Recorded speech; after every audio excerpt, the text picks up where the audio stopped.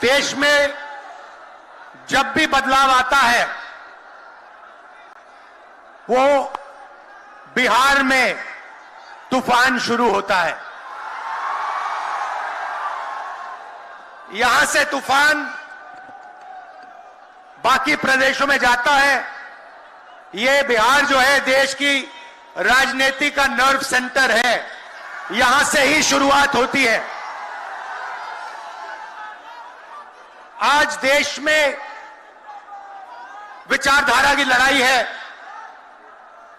एक तरफ नफरत, हिंसा, अहंकार और दूसरी तरफ मोहब्बत, भाईचारा और एक दूसरे की इज्जत। जैसे मैंने यात्रा में कहा, अगर आप गठबंधन को समझना चाहते हो, एक लाइन में समझा जा सकता है, नफरत के बाजार में मोहब्बत की दुकान खोलते हैं हम।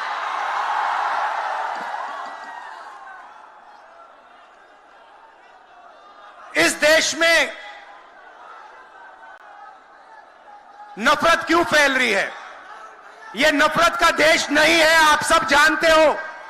आपके दिल में, हिंदुस्तान के नागरिकों के दिल में नफरत नहीं है, मोहब्बत है, प्यार है, एक दूसरे का आदर है। तो सवाल उठता है कि इस देश में नफरत क्यों फैल रही है?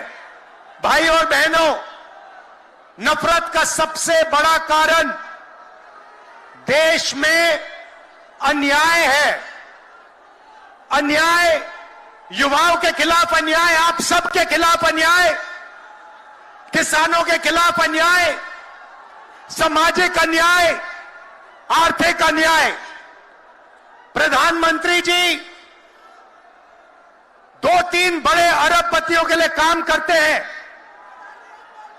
2-3 लोगों के लिए काम करते हैं। उनका 16 लाख करोड़ रुपया प्रधानमंत्री ने पिछले 10 सालों में माफ किया है। मैं आपसे पूछना चाहता हूं, उन्होंने हिंदुस्तान के किसान का कितना कर्जा माफ किया? हिंदुस्तान के मजदूरों का कितना कर्जा माफ किया? इसीलिए देश में नफरत फैल रही है। 40 साल से सबसे ज्यादा बेरोजगारी आज हिंदुस्तान में है। क्यों?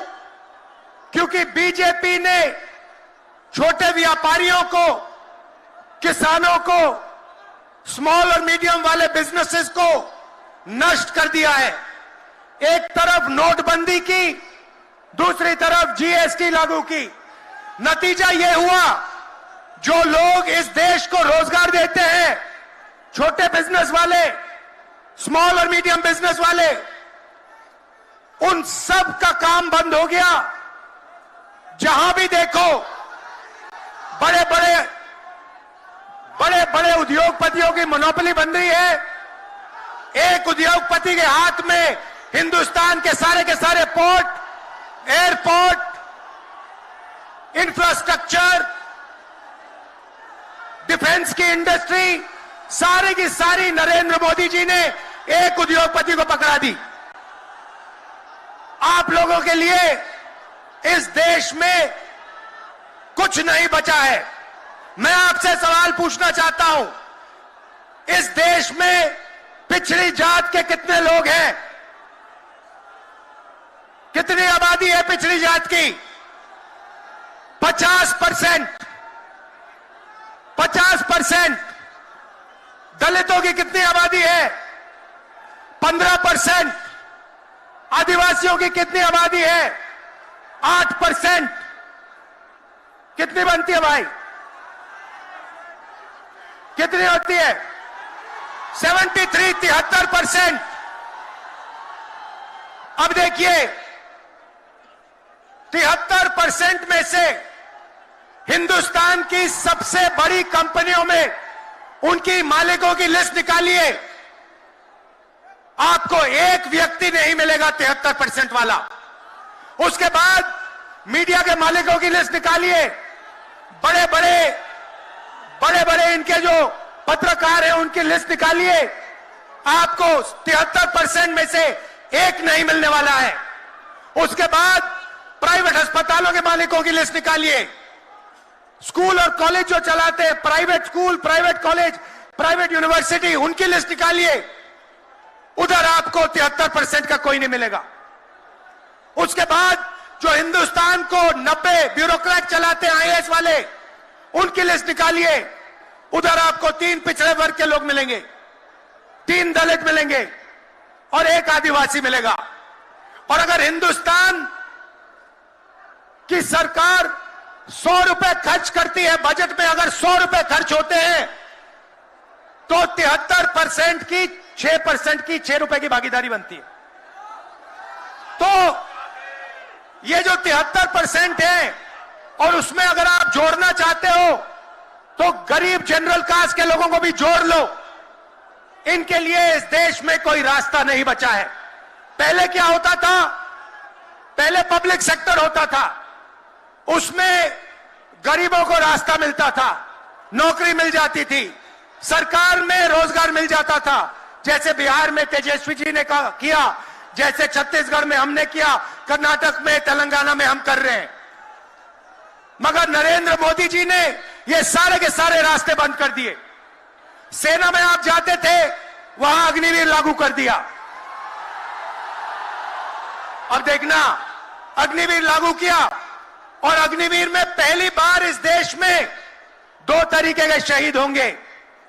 एक शहीद होगा, उसको शहीद का दर्जा मिलेगा, उसे पेंशन मिलेगी, उसे कैंटीन मिलेगी और उसे गांव में, शहर में आदर मिलेगा। दूसरा शहीद होगा, अग्निवीर होगा, वो शहीद होगा, उसे शहीद का दर्जा नहीं मिलेगा, उसको पेंशन नहीं मिलेगी, उसको कैंटीन नहीं मिलेगी और उसको ट्रेनिंग भी सही नहीं मिलेगी।